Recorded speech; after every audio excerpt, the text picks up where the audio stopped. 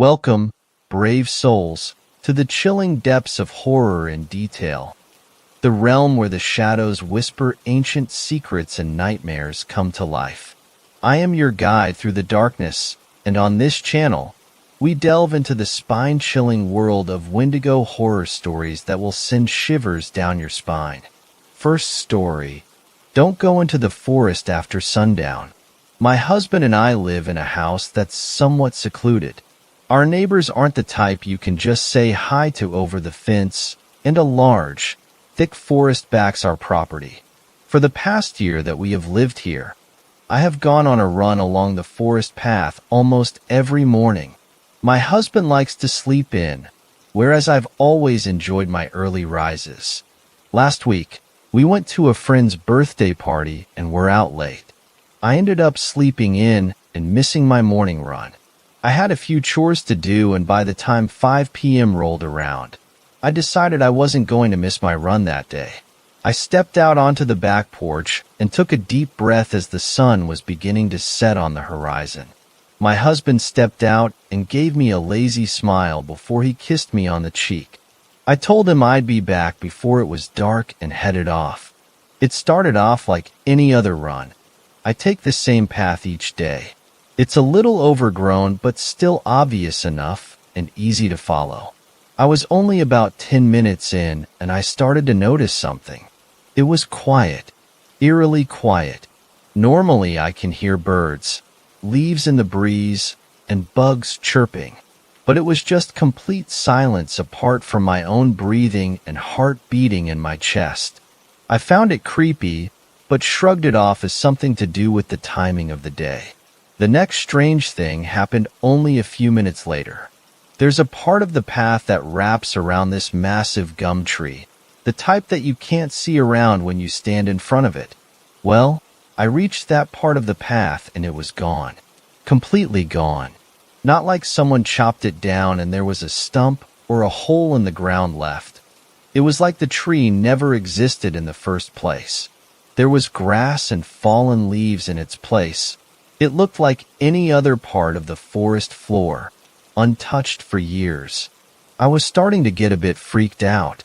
I run this path every day. I know this tree is meant to be here. I remember the first time I saw it. I was in awe at the size. I made my husband come for a walk with me the next day so I could show him too, and he was also impressed by the sheer scale of it. It didn't make any sense that it had quite literally vanished. Even if someone was going to chop it down, I wondered if it was even possible to do it in such a short amount of time. I only just saw it the day before on my usual morning run. The practical, logistic part of my mind came to the conclusion it must have been chopped down. I decided I would wait to talk to my husband about it when I got back and maybe even bring him with me to have a look the next day. Maybe he would have an obvious answer that I was missing. Perhaps I could contact the council and ask them about it. I shook it off and continued along the path. As I continued running, I started to get this off feeling in my stomach. Something just didn't feel right, but I didn't know what it was. After a while, I noticed that the sun was setting. Fast. I was losing light quickly, which didn't make any sense. I only left at 5 p.m. The sun wasn't due to set until almost 7, and I had only been gone about 20 minutes. I looked at my watch and sure enough, 5:23 p.m. I checked my phone and it said the same. Just to be sure, I opened up the weather app and checked the sunset, 6:46 p.m. I was standing in almost darkness staring at my phone in total confusion. I had no idea what was going on and it was scaring the crap out of me. I knew the trees would make it dimmer than out in the open, but this was different. I decided enough was enough, and I was just going to cut my run short and head home. I turned around and began running back the way I came. After about another 10 minutes of running, I was stopped in my tracks and I felt my heart almost stop. There, standing on the path staring directly at me, was a moose. Those things are insanely huge. But the weirdest part about it all was I live in Australia. We have just about every deadly animal on the planet, But we sure as hell don't have moose wandering around, and I certainly had never seen one in the last year I had been coming through the forest. I stared at this creature for what felt like an eternity, my heartbeat pounding in my head as my mind raced. It just stood there, eyes glowing in the dark, staring into my soul. I was frozen in fear, unsure of what I should do. Then, after I felt like I was going to throw up from fear, it finally broke eye contact and just walked away. I stared as it strolled out of sight as if nothing had happened. Once I could no longer hear the footsteps, and I was back in complete silence, I began sprinting. I was way too terrified to be in this forest a second longer than I had to be. I ran and ran until my lungs felt like they were going to give out. I thought for sure I should be reaching the clearing soon, but the more I ran, the more it felt like I went deeper and deeper into the woods. I glanced at my watch and my breath hitched. 9:42 p.m. It's not possible, I said to myself. It can't have been 4 hours. My whole interaction with the moose, although felt like forever, in reality only lasted a few minutes. I pulled out my phone, and again it matched what my watch said. I tried to call my husband, but I couldn't get any service. I closed my eyes and took a deep breath. It was pitch black now, and I had to use my phone torch to illuminate the path. My mind was racing with some kind of way to come up with how this could be happening, but I had nothing. I decided all I could do was keep following the path and hope that soon enough I would come out and be home. Second story. There were 2 Wendigo outside my dad's house last night. So, last night my friends and I were driving around aimlessly and ended up on the side of town near my deceased father's house. I go there from time to sit on the steps, say hi, and that I miss him. And since every year for Valentine's Day since I was a kid my dad was my Valentine, I really wanted to stop by the house and give it a hug, but I don't think I'm going back. At around 11 p.m., we stop at the top of the road and I run down the exponential function of a driveway and run up to the garage and hug the house before quickly running up the stairs to the front porch. I rest my head on the front door, telling the house and my dad that I missed being there and that I missed him. I feel a hand on my shoulder, and I feel my entire body start shaking like I'm sobbing when only a few tears run down my face. Just as this overwhelming feeling starts to come over me and I feel lightheaded, my friend, Duke, calls me. Alex, get back to the car. Right now. I'll explain why when you get here. Without hesitation, I sprint up the icy driveway without stopping. Thank God, without slipping and falling. When I get to the car, we take off doing 50 down the road. I'm still crying and can barely breathe, and my best friend Riley kept asking me if I'm okay and if I need anything. When I'm able to pull myself together, I ask what made them call me back to the car. Duke doesn't say anything for a few minutes and keeps driving while I keep pestering him about what he saw that made him call me. When we get to a stop sign, he grips the wheel tighter and says he saw a head poking out behind my dad's house, a little bit taller than the garage doors. After a minute of silence, I asked him what it looked like. A big-ass Wendigo. Duke said it popped its head out around the side of the house 2 times. And by the time I was sprinting down the stairs, Riley saw another head come out behind the neighbor's house. Initially, she had thought was a dog head, but soon realized the head was too massive to be a dog's. We take off down the road and all go and crash at my house after getting some McDonald's, with Duke checking the windows until we had fallen asleep. I think he may have spotted another one outside my house. My dog was flipping out all night and trying to get to all the doors in my house at once, and I didn't fall asleep until the sun came up. I don't know what happened. I don't know why my whole body was shaking and why I felt I was going to pass out, but I think my dad protected me, and I know I'm not going back to that house. Third story. I took a wildlife tracking class. If you ever see these types of tracks in the woods, run. I wish I'd taken a photo. Wish that I'd drawn what it looked like at the time. But I was too ashamed to tell this story until now, because what happened is partly my fault. I wasn't completely proficient back then. I'm a sign language interpreter, and at the time I just graduated. Maybe if I'd been better at my job. I saw the gig for the animal tracking and wilderness exploration class and thought it sounded like a fun experience for a newbie like me. And I really needed the work. So, I accepted the job. Arrived half an hour early. I was pretty nervous. Back then, anytime meeting a new deaf person was nerve-wracking because what if I couldn't understand them? What if we didn't jibe? What if they were one of those really fast signers who just have no patience for beginners? And so I went early hoping I could glean some context for the job and learn her preferred signs for the vocabulary related to the trails.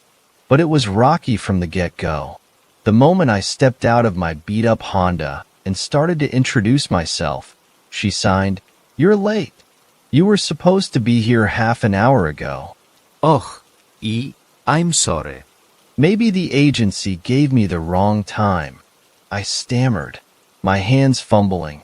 Of all the days for me to get it wrong. I was already so nervous. I said, "You must be Lai. Her name was Leilani, but in the moment I forgot how to spell it. She quickly corrected me, her fingers so fast I didn't catch more than the L. But then she gave me her name sign, her hand in L shape, and brushed the tip of her thumb against her cheek in a repeat motion. It was an easy one, thank goodness. Then, rolling her eyes, she opened her mouth and spoke aloud in deaf-accented English. "Okay, well, the interpreter is here now, so I guess we can get started, everyone." Trying not to hide how relieved I was that she voiced for herself, I fell into step with her students. There were only 3. A father and son, and a middle-aged woman. "Is this all?" I asked, looking around in surprise. The guide shrugged. "It's so cold this morning, a lot of people probably decided to stay in their warm beds." Then she spoke aloud to the trio. "The fresh snow is great for seeing tracks." The man and his son were named Damien and Dee. Dee was 9, very excited, and claimed to see a deer in the trees every few minutes. Damien was a laid-back parent who made constant dad jokes. It was apparent he'd mostly brought his son here because of the boy's love of animals. Our last member, Chantal, was a gray-haired woman covered in healing gemstone bracelets who told us she enjoyed foraging for herbs and mushrooms. The freshly fallen snow had formed a crunchy, icy crust on the surface of the world, and it crunched pleasantly under our boots as we set off on the wintry trail. The sun's rays glistened off the surface of the snow like diamonds. Since the guide didn't need me to voice, my job was relaxingly easy. I signed whenever one of the 3 hearing people interjected a comment or question, or in Damien's case, a silly dad joke. 20 minutes passed on the trail, and then we took a pause so that Dee could wander off into the bushes because, predictably, the little boy needed to pee. While we waited, our guide turned keen eyes to me. She was a spry woman with crow's feet and just a hint of gray in her hair. "Nice to be an interpreter, huh?" she signed. "I bet you get to go do all sorts of interesting gigs." "This is definitely the coolest," I replied, and I meant it. I told her I mostly interpreted college classes, teamed with a more seasoned interpreter because I was still new. Her smirk said, "Yeah, I can tell," but she was gentler now that we were on the trail, and remarked, "Worth coming out on a frigid Saturday morning?" "Saturday? You mean Friday?" "No, Saturday. Definitely Friday." I checked my calendar and showed her. Ô hát giang. "I get so mixed up sometimes." She laughed, and the tension broke between us. Then she looked worried. "Maybe you were early instead of late. I hope I don't have other students waiting for me back at the parking lot. Oh God, what if I got the time wrong?" For a second, her expression clouded over. But then, like the sun piercing the clouds, She grinned as she noticed something in the bushes. Hey, raspberries. I saw only thorny sticks bowed over into the snow. Our guide chuckled and explained, voicing aloud for the others, that raspberries are pretty easy to identify. These canes grow tall and then loop down to the ground like this. The laterals, that's these side branches, produce the berries. You can recognize them by the leaves, always in a trio. She fingered a few remaining dead leaves. Raspberries, huh? Said Damien, as Dee returned from his pee break to examine the thorny shrubbery. Hey, Dee, know how you can tell a raspberry bush? The leaves, he said, echoing our guide. That's her way. But I'll let you in on a secret, easier way. Damien bent down and whispered loudly in his son's ear. Just look for the red berries. Then you know. Raspberry bush? We all just chuckled at Damien's usual dadness, while Dee protested loudly that there are no berries in winter. But everyone forgot the berries when our guide pointed out animal prints up ahead in the snow. Our first tracks. The two oval indents were deer hoof prints, marching through the snow across our path and into the trees. Dee immediately wanted to follow, but our guide convinced him we should stick to the trail. Soon we identified rabbit and squirrel tracks, as well as some bird prints. But then, just as we reached a dip in the trail leading to a narrow stream, our guide frowned at a set of very large prints.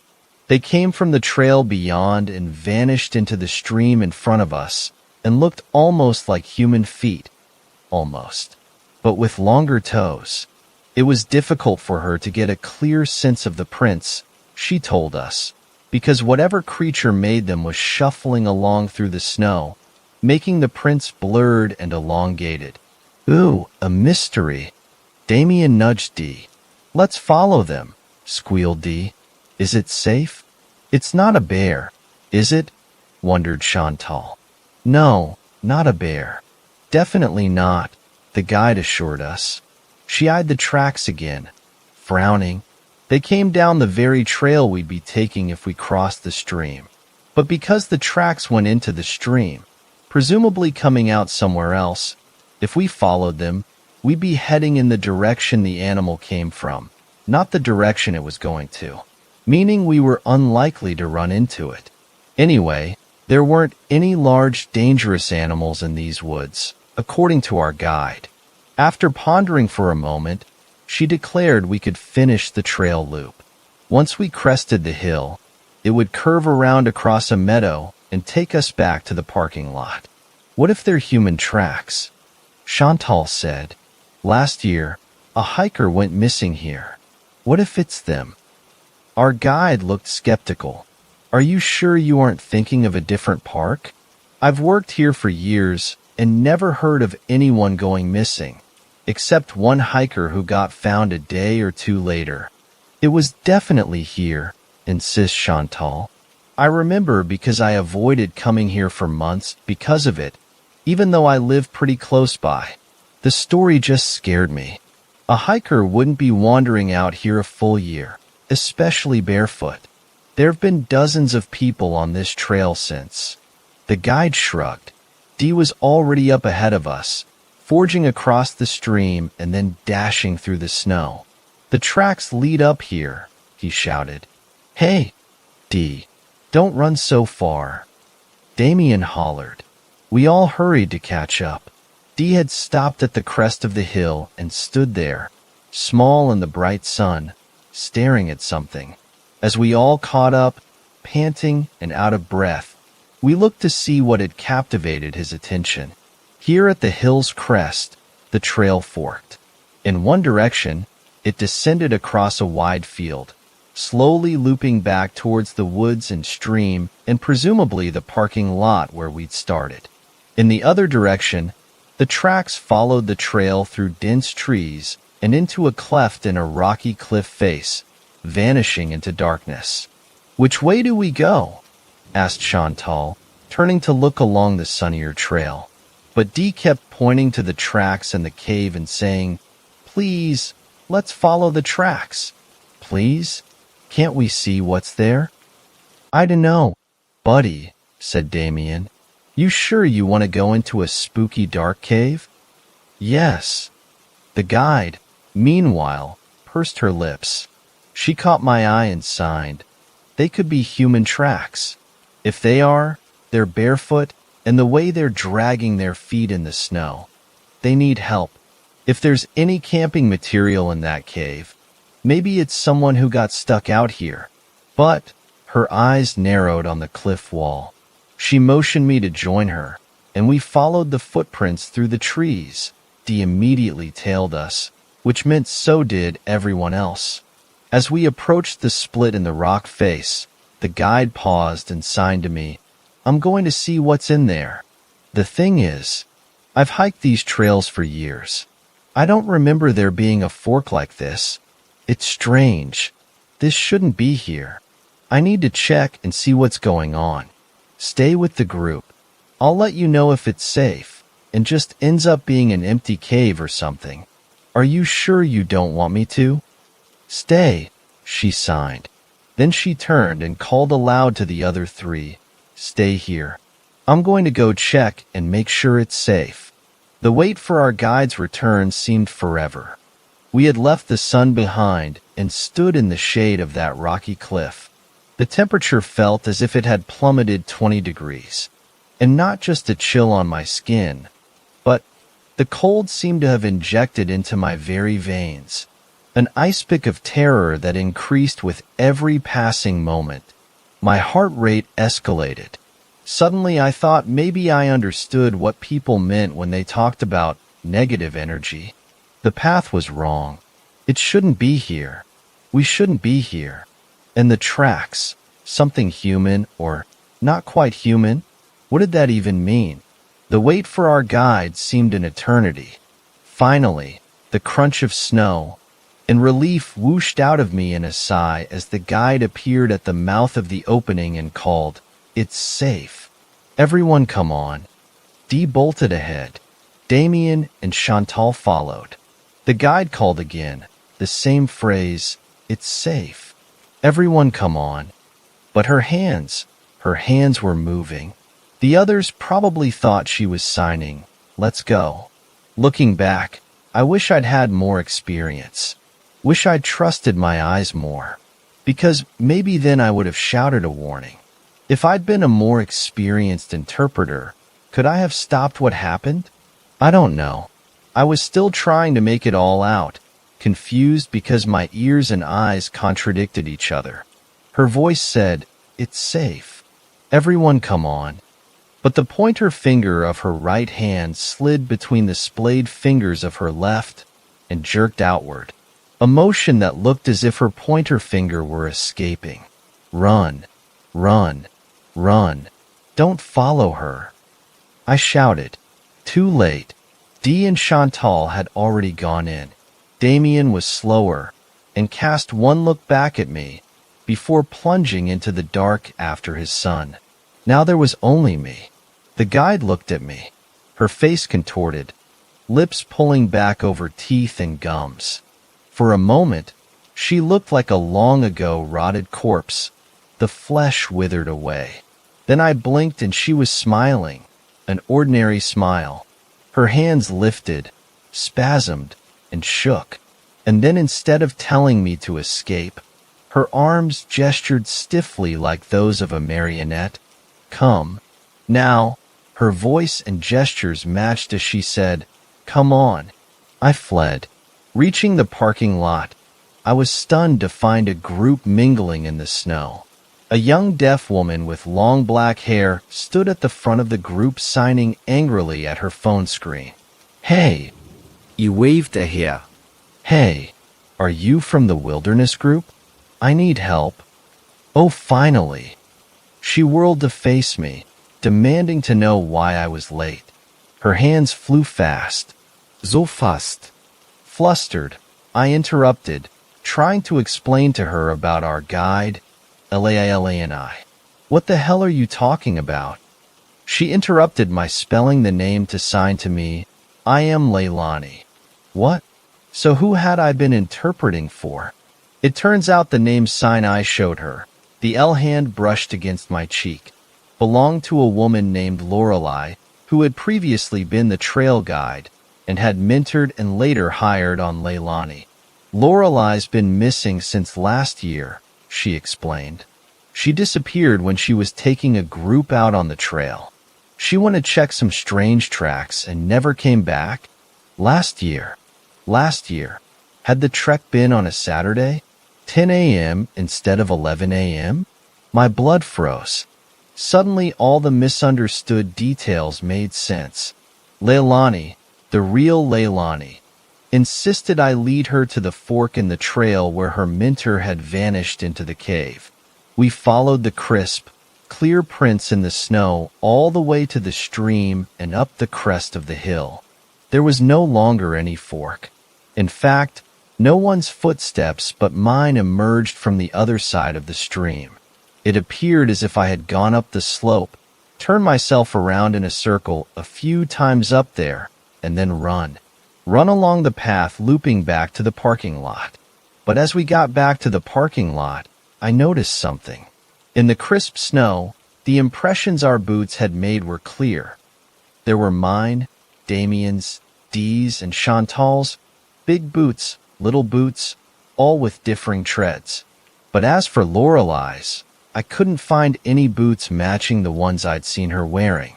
The final set of prints among our group from the parking lot, shuffling around in the place where Lorelei had stood, were barefoot with elongated toes. Fourth story. Wendigo. I never thought it would be the last time I saw my little sister. It started out as such a typical Friday afternoon. The bell rung, and we had the whole weekend to look forward to. We lived in a small town in Michigan. It was one of those towns where everyone knew everyone. One of those towns where you basically felt safe anywhere you went. We lived in a small split-level house. My little sister and I shared a bedroom, and my parents were directly across the hall from us. Our house backed onto a deep, vast forest, and through the middle of the forest was a river. The woods always provided a sort of natural playground for the local kids, building tree forts, playing hide and go seek, and swimming the more shallow parts of the river. My little sister and I felt especially lucky. The woods were essentially my backyard, and we really felt like they were ours. Our parents were fine with us playing in the woods. They just had one rule: don't cross to the other side of the river. The woods on our side of the river were quite well traveled by all the locals. By age 7 you knew them like the back of your hand. The other side of the river, however, was much less traveled. It was our town's myth, kind of our own scary claim to fame. The Mi'kmaq tribe had largely settled the area around our town, so there were a lot of stories based on Native American culture. Everyone's favorite story was about the Wendigo. A Wendigo is a Native American legend, supposedly a half-man, half-beast type creature. The rumor is that during a harsh Michigan winter, a member of the Mi'kmaq tribe and his hunting partner got caught during a blizzard. The tribe member's partner died, and with no food, the tribe member was forced to eat him. Native Americans believe that Wendigos are born when a member of their tribe is forced to resort to cannibalism due to harsh conditions, such as weather or a famine. And so, legend was born, and people began to believe that a Wendigo hunted for more flesh in our woods. Everyone from here has a story that they would be having a campfire in the woods, and all of a sudden a deep resonating roar would sound out through the forest. The belief around here was that the Wendigo would not hunt for you. So long as you stayed on our side of the river, the rest of the woods beyond the river belonged to him. As per usual Friday ritual, my friends and I filled our backpacks with our swim trunks, snacks, soda, and other trinkets to spend the rest of the day playing in the woods. As we were leaving, my little sister came running out of the house. I was 13, and she was 9. She was begging me to come spend the day in the woods with my friends and I. Normally, I would say no, but it was such a beautiful day, and she really was not much of a hassle to have along. so I said yes. There were 4 of us, including my little sister and I. It was 3 in the afternoon at the beginning of June, so we knew we would have daylight for quite a while.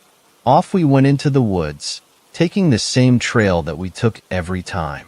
The trail led us straight to the river, where we would set up a little camp and spend the rest of the day playing and swimming. A few hours rolled by, and we were pretty tired. There was not much left to do, so I suggested that we pack up and head home. Now, 13 can be quite a rebellious age, the age where you start to disobey your parents, maybe act out in school here and there, try a cigarette, pretty typical teenage behavior. Let's cross to the other side of the river, one of my friends exclaimed. In my head, I knew this was a terrible idea. Growing up here, you barely have any rules to follow. Not going to the other side of the river was an explicit one, however. Yeah, I've always wanted to do that, my other friend said in agreement. In my head, I knew this was a bad idea, but I also did not want to seem like a chicken in front of my friends. Well, okay, I said cautiously. My little sister looked at me. Her big blue eyes were full of fear. I reassured her, telling her that nothing bad would happen, and so we began to walk to the point in the river where it was shallow enough to walk across. We arrived, and I will be honest, the other side of the river looked like an entirely different world. It was darker. It honestly just had this entire unfriendly vibe to it.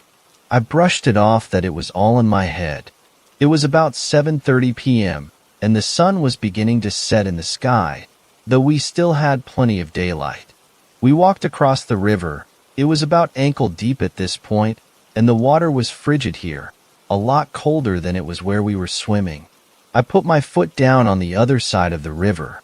For the first time in my entire life, I had done what so many people who grew up here feared to do.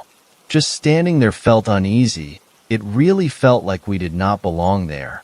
But at the same time, there was that feeling of adrenaline pumping through my body, and it carried me as we began walking deeper into the woods. My little sister was attached to my hip. I felt bad. She truly had no interest in being here, but also wanted to appear brave in front of my friends. As we got deeper into the woods, the feeling of dread increased. The weird part is, it was not what I could hear. It's what I could not hear. There was not a sound, not a cricket, not a bird, not even the river. It was silent, deadly silent. The trees seemed so much thicker in this part of the woods. Not as much sunlight came through, so it was definitely darker, not just my imagination. Crack we heard in the distance. Everyone gasped. I cannot reiterate enough that it was silent. There was not a single noise coming from anywhere, but then to hear that distinct crack, it made my heart skip a beat. Probably just a deer. There's tons of them in the woods, one of my friends stated. At this point, I wanted to turn back, but for some reason we just kept going. The stories were echoing through my head about the Wendigo, about how foolish people over the years had dared to cross over to this side of the river, and how they were never seen again.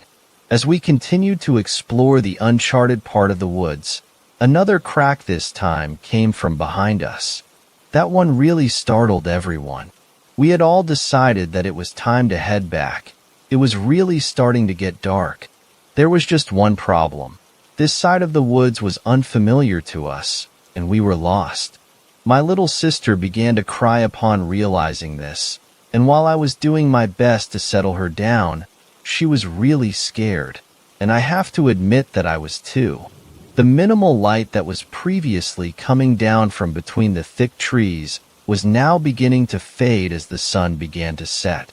The darkness was becoming even darker, and we had not even thought to bring flashlights. The thought of Windigo ran through my head time and time again, each time sending a sickening chill down my spine. We tried everything we could to find our way back to the shallow spot of the river, but it was to no avail. We could not even find the river to begin with. Crack we heard again from behind us. Then a low rumble that resonated through the trees. Whoosh, a gust of wind hit us from the side, knocking me back and knocking my little sister over. The rumble got louder, growing into more of a roar. "It's a bear!" screamed one of my friends.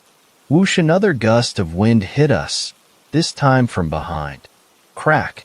Whoosh, this time it hit us in the front, knocking all of us over. "Run!" I bellowed, and we all ran, leaving our backpacks behind. I had my little sister's hand in mine, essentially dragging her through the dirt and leaves on the ground of the forest. I could definitely hear something running. Fast footsteps. They would be behind us, then beside us, then gone. "It's the river!" screamed one of my friends. We all stopped as we approached the river's edge. It was too dark to tell if it was shallow or deep at this point. The roar returned, this time coming from behind us, and it was close. "We have to jump in," I said. "And oh!" my two friends and my little sister screamed simultaneously. Fast footsteps approached, a low growl, and multiple cracks as the predator approached us. "Now!" I screamed, and in we jumped. The last thing I heard before my head sunk under the water was a roar, inhuman and nothing like an animal could produce. I knew what had just chased us, and I know how good of a hunter it is. My question to myself was why, and how are we still alive? The water was pitch black, and it was deep. We were all strong swimmers, and managed to find our way to the other side of the river, our side of the river. Even in the dark, we were able to navigate this side of the river and find our way back to the trail that led to my house. The whole walk back, all I could think about how was if Windigo wanted us dead. We would be dead. Every legend about it speaks about how it is the best hunter, and how once it tracks you, you are dead. We arrived back at my house to some very angry parents, scolding us. We all explained how we had just lost track of time, having too much fun playing in the woods. They bought all of our explanations. No way were we going to mention the fact that we went exactly where we had been told not to go our entire lives. I prepared myself for bed and went to lie down in my bed. It was hot this time of year, so my window was open. It was letting in a gentle breeze that felt quite nice, so I decided to just leave it open. As I lie there, I hear the sound of the quick footsteps again, accompanied by the low rumbling. My palms began to sweat. My heart dropped into my stomach. Had Windigo tracked us back to our house? As slowly as possible, I turned the lever and closed my window, doing my best not to make a sound. My little sister was asleep on the bed parallel to mine, and I did not want her to hear any of this. I shut the window and flipped the latch to lock it. My parents were asleep. My little sister was asleep. I was the only one awake for this. I lay under my covers, noticing every little sound my old house made. And then I heard it. The kitchen door was opening. It makes a distinct squeak when it opens. I began to shake. Windigo had come. I could hear it moving about our basement, knocking a glass over, opening cupboards. The sound of fast footsteps below me. The fast footsteps became louder as Windigo made its way up our staircase and to my bedroom door. The knob turned, and Windigo was inside my bedroom. I shook violently, my hands clammy, my stomach sick. I hid under my covers as I listened to the low rumble grow louder and louder with each footstep it took in my room. And then whoosh, the same sound it had made as it hunted us in the woods. The rumbling had stopped, and the fast footsteps were gone. Windigo too was gone as I emerged from under my covers. But where did it go? The sun shined brightly into my room the next morning, and I hopped out of bed. I went downstairs to find my parents sitting in the kitchen, my dad reading the newspaper and drinking coffee, my mom frying bacon for breakfast. "Morning, champ," You must have slept well after your big day yesterday." My dad said. He was right. It was 11 a.m., and I rarely sleep past 9:30. "The same for your sister." My mom said. "Why don't you go wake her up, champ?" My dad said. I immediately ran upstairs to our room, and to this day, it is still the most horrific sight that I have ever laid eyes upon.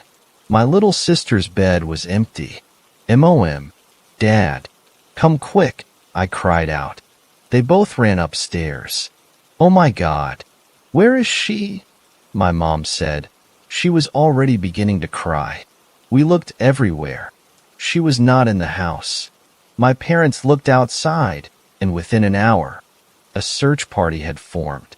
They searched the woods top to bottom, but she was nowhere to be found.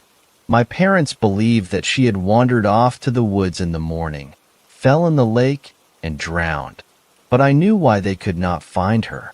I knew why they would never find her. They were looking in the wrong side of the woods. Fifth story. My neighbor Wendigo. You never really believe in something until you see it, and when you do, you'd wish that you hadn't. Sometimes not knowing is better. The things this world holds, the monsters that hide in the dark. I am forever haunted. I never had a problem being in the woods. I pretty much lived in them as a child. Climbing trees and swimming in random creeks were what I thrived on.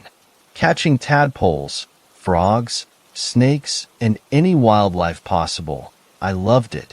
My fiancé and I moved to a tiny mountain town in North Carolina with his parents. They lived at almost the very top of mountain. If it snowed and you don't plow the driveway, it will ice and you will be stuck. For the most part, things were normal. Well, as normal as they can be with a witch for a boyfriend. Ghosts and the random demon or dark entity were pretty common in our house. Still are. So as I'm standing outside on the porch smoking a cigarette, I'm not too alarmed to feel a weird presence. As it stands, the backyard sits right on the edge of well forest. So we spent much of our free time tracking animals and carcasses and ingredients. We both enjoyed the nature and recharged being there. Late at night, you have to stay vigilant for the various mountain critters that will attack. Cougars, bears, and coyotes the main threat. I stood on the porch, glancing around in the trees, keeping my eyes peeled for the first sign of danger. First, I hear the whispers like someone trying to get my attention. For the most part, one ignore it. Then I hear a tree branch rustle. I rationalize, okay, at about 10 feet off the ground, it's either a bird, raccoon, or the like. How very wrong I was. The longer I stare, the more obvious the shape becomes. I can see these giant antlers at least 10 points. And face, oh God, that face.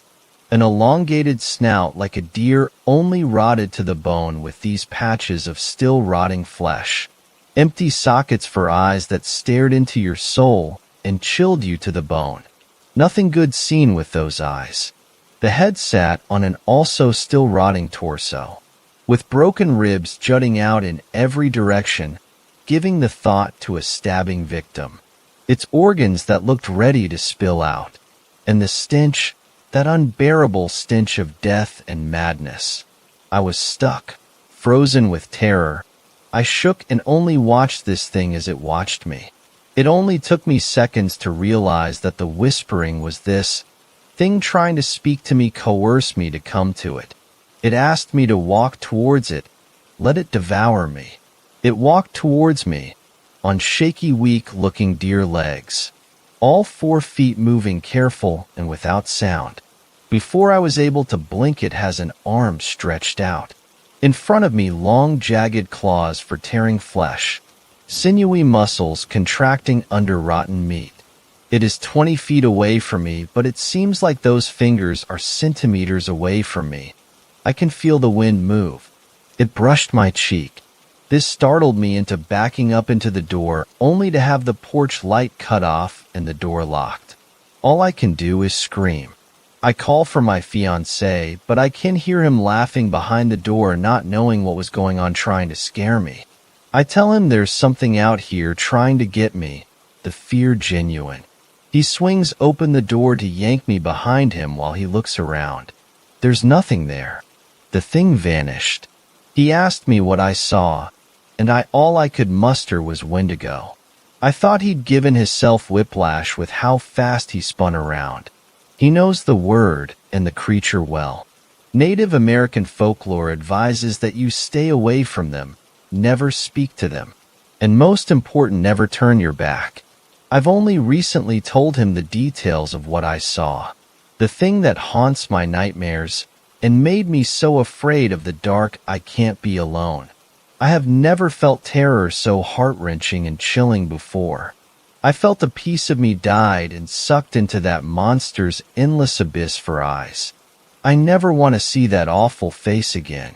I only thought that here was an appropriate place to share my story.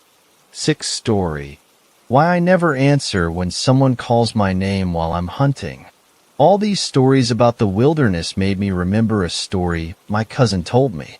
Hunting is a huge part of the culture in Hawaii, and kids often learn from a very young age how to hunt.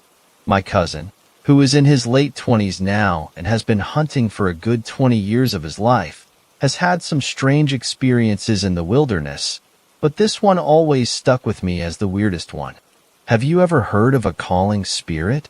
I'm sure they exist outside of Hawaii, but the gist is, if you're somewhere like the woods, or you're alone somewhere, if you hear someone call your name, you do not answer.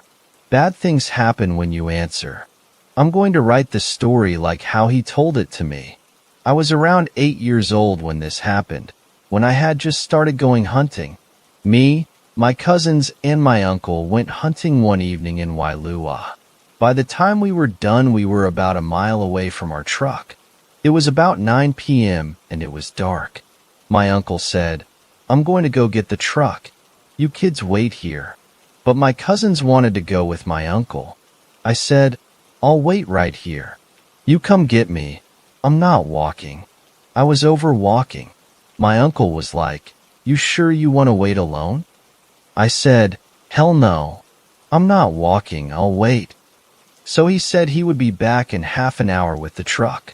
Not too long after they left, I heard something moving in the bushes. Then I heard my uncle's voice. "Hey, Kui. come on, let's go." I said, "Hell no, I'm not walking back." And then my uncle whistled. You know when you're out playing with the other kids in the neighborhood and your dad whistles for you to come inside, and you know when you hear that whistle, you better go fast? That's the kind of whistle it was. So I jumped up and started walking. My uncle was walking ahead of me. I couldn't see him in the bushes, but I could hear him because he's saying things like, "You don't want to listen? You gonna get in trouble?" Then he said, "Come on, let's go down here." He wanted to go into the bushes, off the path. I knew something was wrong. I said, "But I thought we were going back to the truck?" Just then, I saw headlights, back in the direction we started. And then I heard my uncle's stereo blasting, the only song he ever plays when he goes hunting. I start running.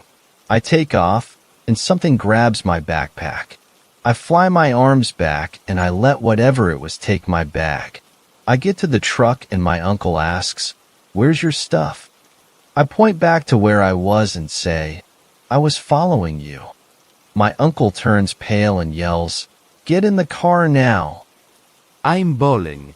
I'm scared. I know I messed up. I know you never answer when someone calls, but it sounded just like my uncle. He immediately took me to my other uncle, who blessed me. Till this day, when I go hunting, I never answer when anyone calls my name. 7th story. I think there is a Wendigo in the Minnesota woods. First things first, I wasn't there, but I was the first person he told. This happened in southeast Minnesota. I am not going to be telling the exact location, but it was in a smallish forest on a long bike trail. One more quick thing. It was really windy this day. My friend, who we will call S, and his father were on a bike ride. It was about a 12-mile bike ride. So they are doing their thing when about 5 miles and S sees what he thinks is a deer. They keep going and S sees a flash of brown next to them in the trees, and it is like this thing is running next to them, like keeping pace, but he doesn't hear anything. He points it out to his dad, and his father says that it's probably a deer, but he agrees it is really weird. So they keep going. They get to this little beach where they usually rest and look at the river. S notices something feels off. He notices that first of all, there is no trees swaying. Secondly, there is no animal noises. Then he realizes he didn't see any animals the whole time they were there, except the deer. The silence was heavy. It was like every animal left. The woods were silent. S tells his dad that he isn't feeling very well and that he wants to go home. His dad begrudgingly agrees. They get on their bikes and S is almost hyper-aware of his surroundings. They go for a while until S sees a flash of brown again and antlers. They keep going until they hit this clearing. The clearing looks like a big field with trees around it and a bike trail through it. As they enter the clearing, S looks back, and there is the fucking beast standing on its hind legs, and he said it was like 9 feet tall. It had antlers, and it looked like it had a deer head or some shit. He said he was terrified. They finally got out of the woods and the wind was back and there was animal noises again. I think this was a Wendigo, but I am not sure. I honestly don't know if I believe him, but we are in Minnesota and it wouldn't be impossible. But are we a bit too far south for Wendigos? If you have any ideas or theories, please let me know. Okay, apparently I haven't hit the minimum word count, so I'll give you more minor details. We are pretty much at the bottom of Minnesota. Nowhere close to Rosisu, Minnesota. Like I said, it was really windy this day, like really windy. I think S is kinda sensitive to the paranormal. Just a little bit. Although the Windigo isn't really paranormal. They have been biking on this trail before. They didn't go the whole way, they went about half. I think it is too short to be a Windigo. Is it possible it is a Skinwalker? I looked on a map, and the tribes that were in this area were the Dakota Sioux. This area usually has a lot of wildlife. It was before noon when this happened. He didn't see any other people other than him and his dad. Neither of us know what to think about this. I'll ask him about what it smelled like, or if it smelled weird in the area. 8th story. It was not a Wendigo. So today me and my friend, we'll call Haven for the story, went out into the woods as promised. We had not brought a Ouija board though. Haven knows all about my messed up relationship with the otherworldly. But what happened today has me wondering if I'll even wake up tomorrow. So the night before we decide to do this, my ma tells me something I didn't know. One day my pa, in a drunken fit, goes deep into the woods, and to his horror he finds mangled carcasses of coyotes, deer, and even a bear. I knew this wasn't some normal predator, and I just knew something would go wrong if we tried this, but I brushed it off. So me and Haven were walking home from school. I live 30 minutes away from it, and we started talking about what we think will happen. I honestly didn't think a damn thing about it. As we neared our location, the air became thin. The old abandoned cabin that the skeletons were found had a metal roadblock, making it hard to exit or enter, which proved to be a nightmare. Possible trigger: suicide mention, not graphic, just the word. My friend Haven wasn't getting notifs from her phone anymore, and apparently her gram had called. About a month ago, Haven attempted suicide, but she's still here and doing much better. Her gram from North Dakota called to make sure she was all right, and we were by this cabin. Before she had called, H had asked, "Do you really think it's a Wendigo? Like, why attack this little town?" Like I said, I'm part Native American, and in this culture, we're not supposed to talk about skinwalkers or the gain interest in us. I explained this to her and said the following: "No, I believe it is actually a skinwalker since I talk about them so much it would make sense as to why they'd come for me." She then called her gram back. While on the phone, I pointed out how there was no other sign of life. My house is just down the road from hers, and all you hear is birds. But it was dead silent. And this is where I can't even believe what happened. I have always had quite a bit of underdeveloped psychic ability. Like I'll see glimpses of the future and they'll come true unless I change something I'm doing. All of a sudden, just as her gram starts tell her she loves her, it started breaking into this garbled static of screams and howls, and I panicked. I saw a glimpse. There were two skinwalkers behind us quite far away, but I knew if we waited any longer, we'd die. I grabbed her hand and sprinted as fast as possible. I heard something behind us. All the while the garbled static continued. I'll try to find a clip or something of what it kind of sounded like. It'll be at the bottom of the post. And then her phone died just as we cleared the roadblock and bolted for my grandma's. She wasn't home, just the dog. We locked all the doors and just hid. The dog will not stop whimpering and barking. At this point we're both in tears. Then we hear someone pull in. And then nothing else really happens. We just go home. I will never forget that sound. If you've ever seen Mr. Nightmare's video with the down under the bed story, those garbled screams are almost exactly what we heard. Ninth story. Do not go into the forest at night. Do not go into the forest at night. Do not go alone to the woods in the dark. Wait until the sun of the sky is bright above you. Wait for it to be safe and warm when all the sounds in the trees and upon the earth are happy ones. The scratching and the groaning sound better in the light. You shall not get scared and leave when the sounds come closer and closer. Maybe you will see the small, kind creatures you love so dearly if you stay in the forest when the day is bright. Please travel far, far away from your busy stone villages and come wander through the forest in the light. Bring your friends with all their bones into the woods. More bones and more muscle is safer and happier. Two-legged beasts are bolder when they are surrounded by the flesh of their flesh. Bold and happy and safe. Bring your friends and your fermented drinks into the forest so you can enjoy yourselves. Let your minds lose their sharpness and let your muscles soften, for they will be sore and strained from the rocks and the branches underfoot. Stay, drink, lounge in the forest leisurely. Know that everything around you is good. Only good things can exist in the light. Do not bring your loud, metal weapons into the woods.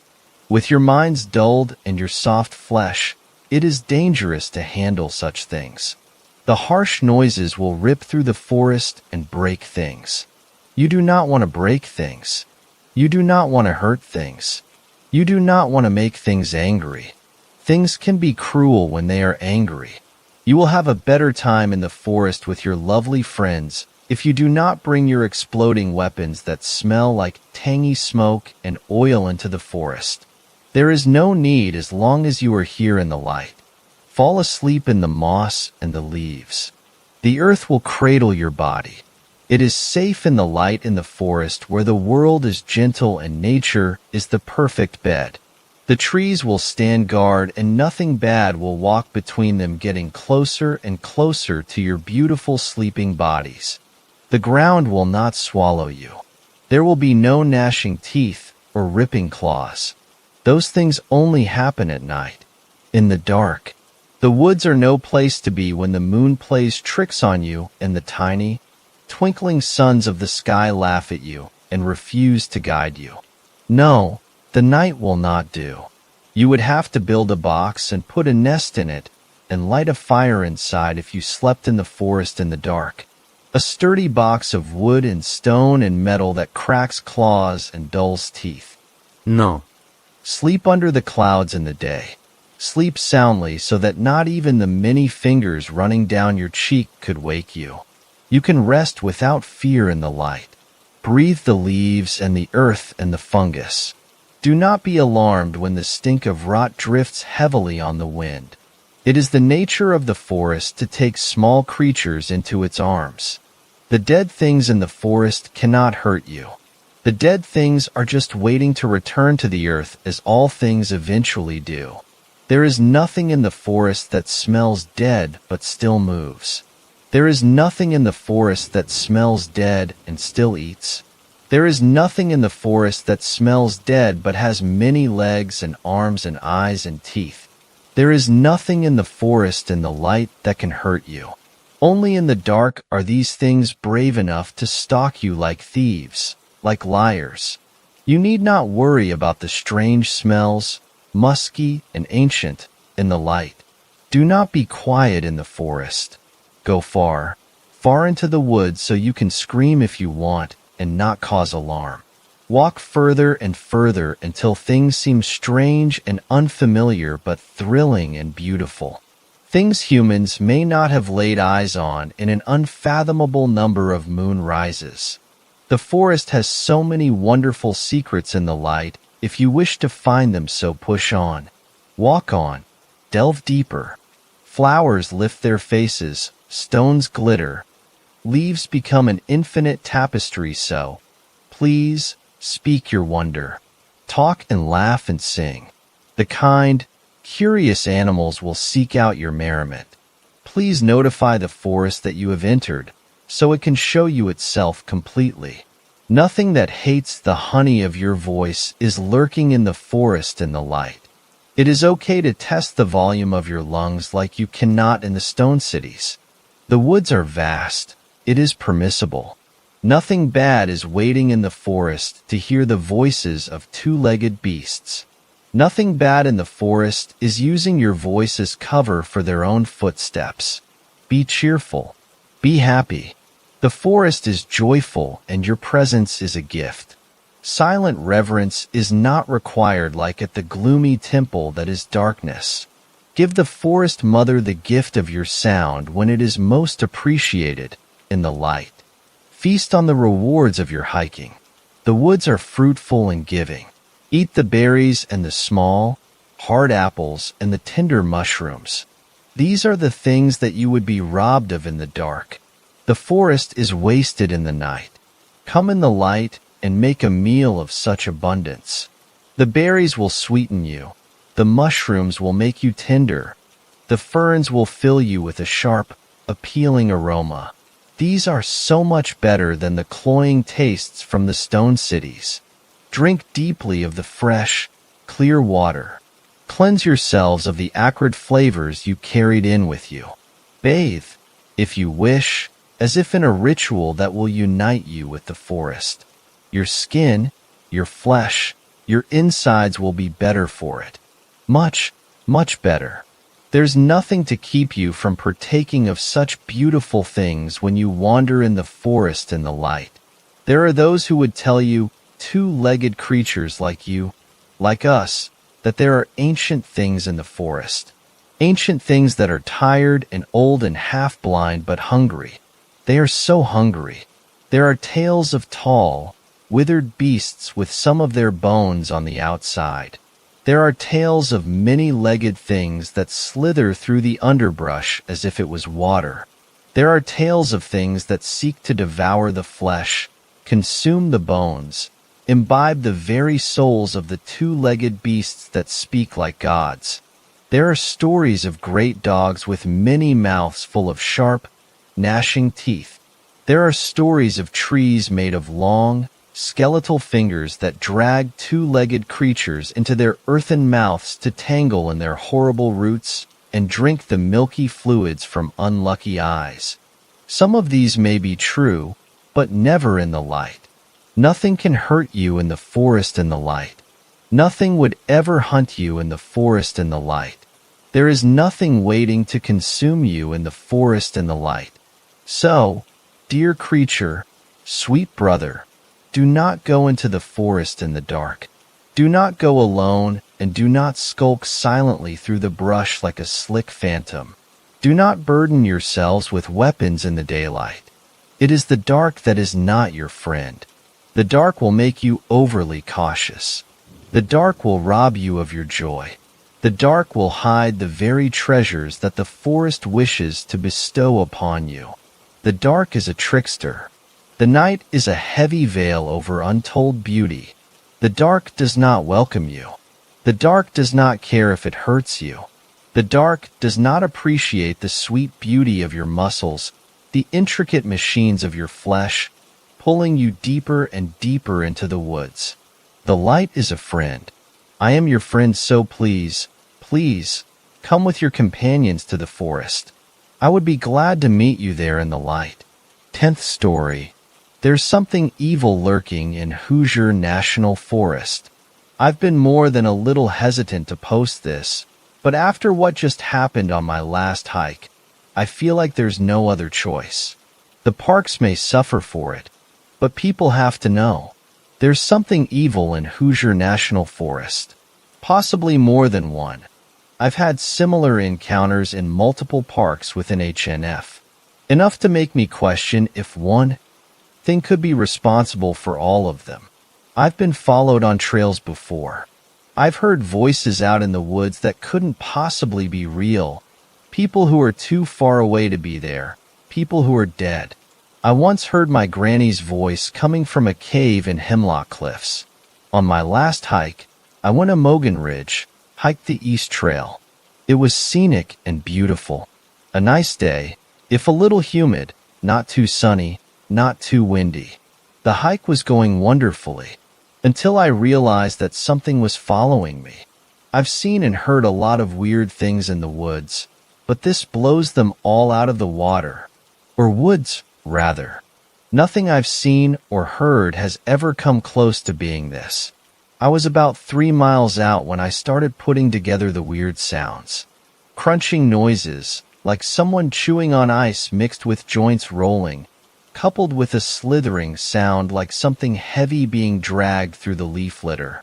I was out there with a friend, because hiking alone is stupid and dangerous. I noticed the sounds first.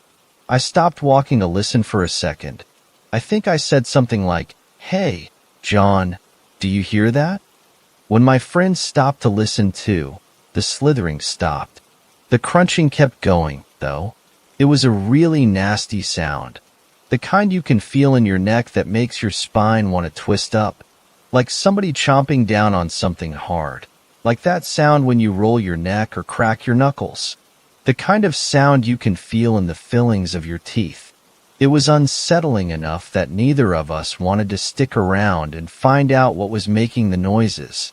Neither John or I are fearful people, but something about those crunching noises sounded wrong, out of place and threatening. We started walking again, and the slithering started up again. At first we thought maybe it was my walking stick making the dragging noise, but when I held it up away from the ground, the slithering didn't stop. John suggested weakly that maybe we were dragging our feet, and that was what was making the noise, but we both knew that wasn't it. The trail was too steep and too rocky to drag your feet on. Our next guess was a snake, but snakes in Indiana don't get big enough to make dragging sounds like whatever was making that creepy slithering sound. That was about when we started to hear the heavy breathing, like somebody behind us was panting down our necks. Once that started up, we really began shitting ourselves with fear. Because black bears have been sighted recently in Harrison County, a stone's throw from Perry County where Mogan Ridge is. We were certain that any second a bear was going to jump out of a stand of trees and eat us both alive until the whispering started. At that moment, we knew it was not a bear. Bears do not whisper. Nothing in the woods whispers. Not even mockingbirds. That just made it so much worse. Because whatever was breathing down our necks, whatever was crunching and slithering behind us, it was speaking, and it knew our names. John, John. Ash, Ash. John, John, John. Ash, Ash, Ash. Look at me, John. Look at me. Ash, look at me. Turn around, turn around, turn around. Look at me. And all the while it whispered. The chomping sounds continued. I began to fear that those sounds were it chewing on the bones of the last hiker to come through here.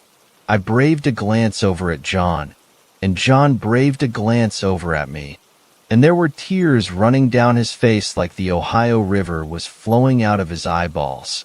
I can only assume the same look of terror and despair was etched into my own face. I wanted nothing more than to run away. Run all the way to the end of the trail and get in the car and never, ever come back here. To never go within 10 feet of another tree ever again. But the hill we were climbing was too steep to run up. I could only walk slowly up the hill, this thing behind me all the while, whispering to me, saying my name. I don't know how long it went on, hours, maybe? It felt like days. We ran whenever we could. Wherever the ground was flat enough, we ran. But no matter how fast we went, we could never seem to outrun it. It was always right behind us, whispering in our ears. Ash, Ash, Ash. Such a waste of talent. Such a waste of potential.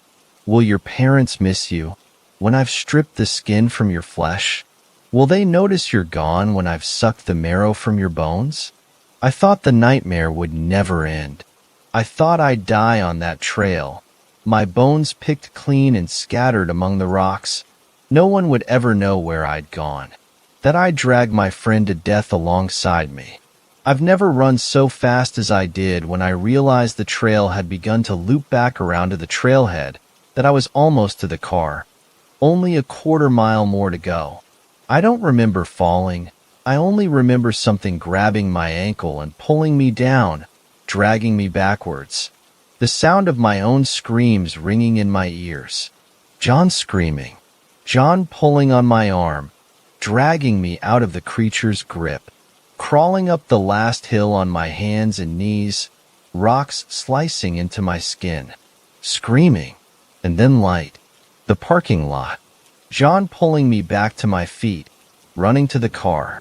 As we pulled out of the parking lot, tires screeching, I looked back and I saw it. Tall, corpse pale, skeletal, skin stretched taut over bones. Hunched over on all fours, limbs inhumanly long with too many joints. No eyes, only gaping holes in its face. A grin of blackened razors as it watches us pull away, lifting one skeletal arm up to wave at us. A single human arm clutched in its grip, torn off at the shoulder.